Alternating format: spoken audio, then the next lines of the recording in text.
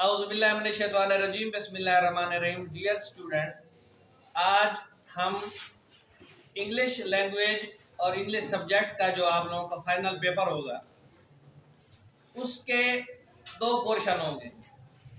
First one is objective type and the second one is subjective type paper.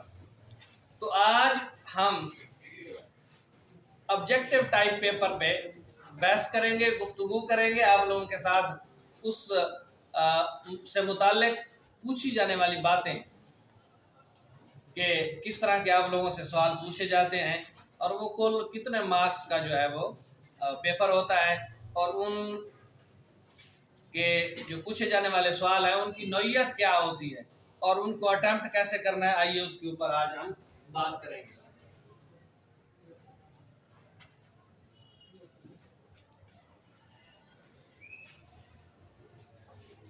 Objective type paper class 10th और यहाँ पे ही लिख देता हूँ सब्जेक्ट जो है, वैसे तो ऊपर लिखना चाहिए था, यहाँ पर इंग्लिश आप लोगों के सब्जेक्ट इंग्लिश में objective type paper class 10th इसके ऊपर आप अभी हम बात करने जा रहे हैं। ये क्वेश्चन नंबर 1 होता है। ये क्या होता है? क्वेश्चन नंबर 1 और इसके 4 पार्ट्स होते हैं। There are 4 parts of this objective type paper in your final exam. पहला part, first part, correct use of verb. First question क्या है? करेक्ट यूज ऑफ वर्ब और ये इसके 5 मार्क्स होंगे। टोटल मार्क्स जो हैं वो 19 है। टोटल मार्क्स इसके 19 है। करेक्ट यूज ऑफ वर्ब, ये सवाल पूछा किस तरह जाता है, इसमें जो चॉइस है वो किस तरह की आती है। एक एग्जांपल से आपको बात समझाने की कोशिश करूंगा। He has blank and work. 4 options आपके पास हैं। First option, he has complete, completes. दूसरी ऑप्शन, इज कंप्लीटिंग।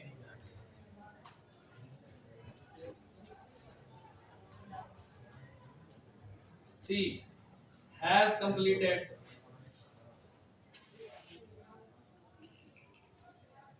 कंप्लीटेड।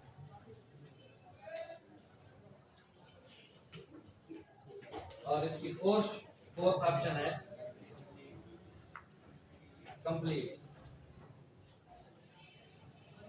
अब आप देखें जरा, हैज हैव के बाद वर्ब की थर्ड फॉर्म लगती है। हैज हैव के बाद वर्ब की थर्ड फॉर्म लगती है, तो ये इसकी सी जो ऑप्शन है वो दुरुस्त होगा। ये सवाल अटेम्प्ट किस तरह होते हैं, इसके लिए 2 तरीके हैं। पहली बात तो यह है कि आपको 12 टेंस से जाना चाहिए और उसके ऊपर मुकम्मल ग्रिप होनी चाहिए। आप लोगों को उसकी जो निशानियां हैं, आइडेंटिफिकेशन है, वो आपको पता होना चाहिए। इसके अलावा कुछ रूल्स एंड रेगुलेशंस हैं जिनको फॉलो करना जरूरी होता है। उसकी एक मिसाल हम देते हैं कि हैज हैव के साथ थर्ड फॉर्म लगती है। इसी तरह ऐसे तमाम फिक्रात जिनमें डेली, ऑफन, ऑलवेज आ जाए तो उनमें वर्ब की पहली फॉर्म लगती है। तो इस तरह आप लोगों ने पहला क्वेश्चन आप लोगों ने करेक्ट यूज ऑफ वर्ब का करना है। बी पार्ट ये 4 नंबर का होता है और इसमें choose the correct word with correct spelling. Correct spelling, दुरुस्त स्पेलिंग वाला आपने एक वर्ड चुनना है। आप लोगों को 4 वर्ड्स दिए जाएंगे। एग्जाम्पल के तौर पर आप लोगों को हम एक लफ्ज लिख देते हैं। समझ आ रही है? एक लफ्ज है बड़ा इजी सा, हम उसको ले लेते हैं। इजी वर्ड कौन सा हो सकता है? कोई एक वर्ड आप बता दें। प्रोक्लेम। प्रोक्लेम जी, एक बच्चे ने कहा प्रोक्लेम। ये दुरुस्त वर्ड है, ये मैंने आपको बता दिया कबल आजमात, वहां पे पेपर में ऐसा नहीं बताया जाएगा। ये देखें, ये प्रोक्लेम एक वर्ड है, इसकी B option, pro CALAM, proclaim, ये भी प्रोक्लेम है, इसकी सी ऑप्शन देखेंगे, प्रो क्लेम, ये भी प्रोक्लेम है, और इसकी डी ऑप्शन देख लें, प्रो क्लेम। 99% जो वर्ड्स होते हैं ना, उनमें जो वाउल्स की मिस्टेक ज्यादा होती है। बहुत कम वर्ड्स ऐसे होते हैं जिनमें कॉन्सोनेंट की मिस्टेक दी जाती है, क्योंकि इसकी जो वाउल्स की जो साउंड है ना, वो काफी कंफ्यूजिंग होती है। अलिफ के नीचे जेर जबर पेश, वो सब अलिफ की आवाजें होती हैं या एन की आवाजें होती हैं, खड़ी जबर, खड़ी जेर और खड़ी पेश, उल्टी पेश के साथ, तो वो कंफ्यूजिंग साउंड्स होती हैं। तो अमूमी तौर पर जो है ना, देखें, इसको भी पढ़े ना तो प्रोक्लेम ही लग रहा है, और इसको भी पढ़े तो प्रोक्लेम, और इसको भी पढ़े तो प्रोक्लेम, लेकिन ओरिजिनल वर्ड ये है। समझ आ रही है? तो इसके लिए जो है ना, आपकी जो काबिलियत है ना, इस हवाले से रीडिंग एक्सपर्ट होना चाहिए। आप लोगों ने फोकस के साथ सबक पढ़े होंगे, तो यकीनन आप लोगों को इसमें जो है ना, वो गलती की चांसेस कम से कम होते हैं। ये आपका दूसरा पार्ट है, और ये 4 मार्क्स का होता है, यानी 4 मार्क्स होते हैं इसके। कितने होते हैं? 4। अब देखते हैं इसका जो तीसरा पार्ट है, वो 9th से लिटिल बिट मुख्तलिफ होता है। यहां पर करेक्ट मीनिंग आप लोगों को आते हैं, इनको सिनोनिम्स भी कहते हैं।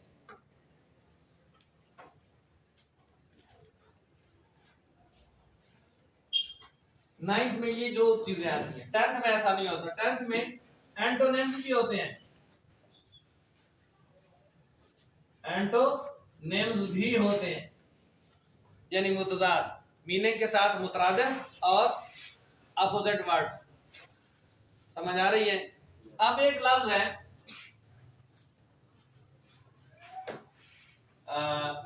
कोई एक लफ्ज आप ज़हन में लगाएं, ज़हन में लें। ब्राइट, डॉग, ब्राइट एक वर्ड है, ठीक है जी। द एंड, यहाँ पे मैं शॉर्ट में लिख देता हूँ, antonym of bright, bright. Okay, first option, second, C, third, D, fourth. अब इसमें 4 ऑप्शन हो सकती है। मिसाल के तौर पर चलिए, ओपन, डार्क और ब्लैक सपोज कर लेते हैं। तो इस तरह के ऑप्शन, ब्राइट का जो रोशन का अपोजिट क्या होता है? डार्क होता है। तो आप लोगों की ये जो ये है, ये करेक्ट ऑप्शन है। यहां तक समझ आ गई? अब चलते हैं फोर्थ पार्ट की तरफ, जो आप लोगों का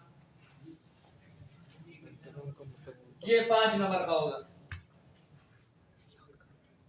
इसके 5 मार्क्स हैं। अब जो आप लोगों का फोर्थ और लास्ट ऑब्जेक्टिव टाइप का जो क्वेश्चन है, वो है B,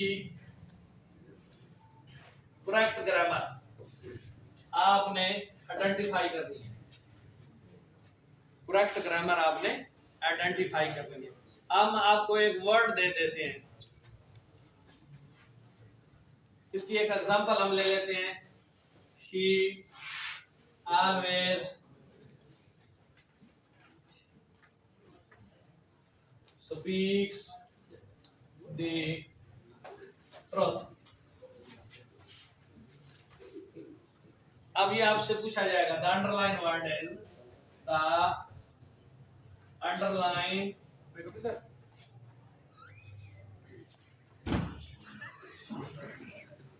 the underline word is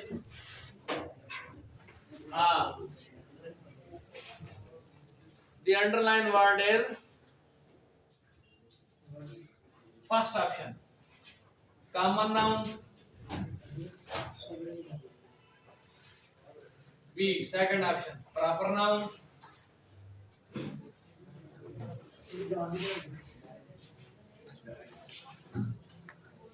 third option collective noun, और इसकी फोर्थ ऑप्शन है abstract noun.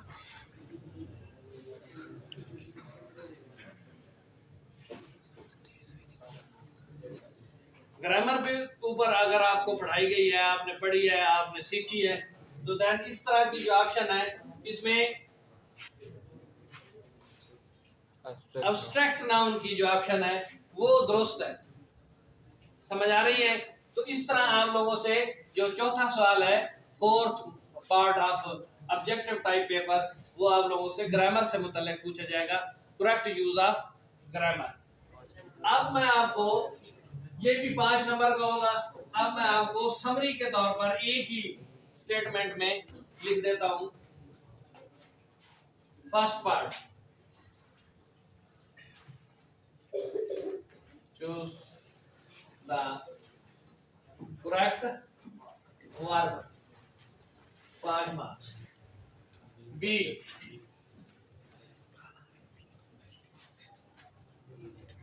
Choose the correct word with correct spelling, 4 marks। C, word meanings,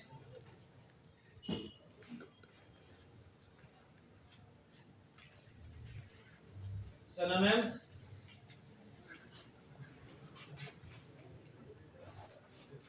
और एंटोनिम्स।